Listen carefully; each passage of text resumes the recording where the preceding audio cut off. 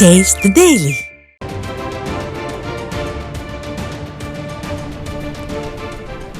அண்மை செய்தி. தூத்துக்குடி மாவட்டத்தில் மழைநீரில் நடந்து சென்ற முதியவர் மின்சாரம் தாக்கி உயிரிழந்த சம்பவம் அப்பகுதி மக்களிடையே பெரும் அதிர்ச்சியை ஏற்படுத்தியுள்ளது. மேலும் இது குறித்த கூடுதல் விவரங்களை செய்தியாளர் சிதம்பரம் வழங்கிட கேட்கலாம். வணக்கம் சிதம்பரம், கூடுதல் விவரங்கள். வணக்கம்.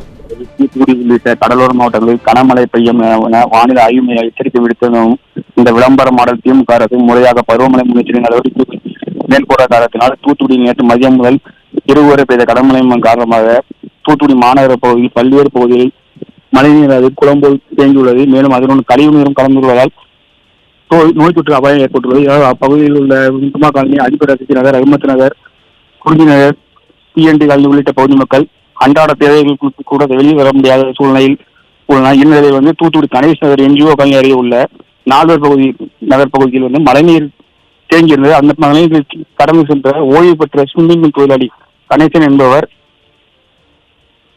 கணேசனர் பகுதியில் பழனியாண்டி என்பவர் அப்பகுதியிலிருந்து வீட்டுக்கு வெளியே வரும்போது பல்பிற்குள்ள மின்சார வயர் கட்டாயுள்ளது.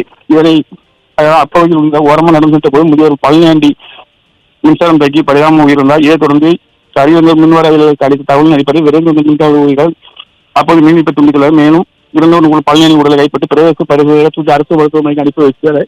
இது குறித்து பின்பாகம் போலீசார் வழக்கு பதிவு விசாரணை மேற்கொண்டு வருகின்றனர். விவரங்களுக்கு நன்றி சிதம்பரம்.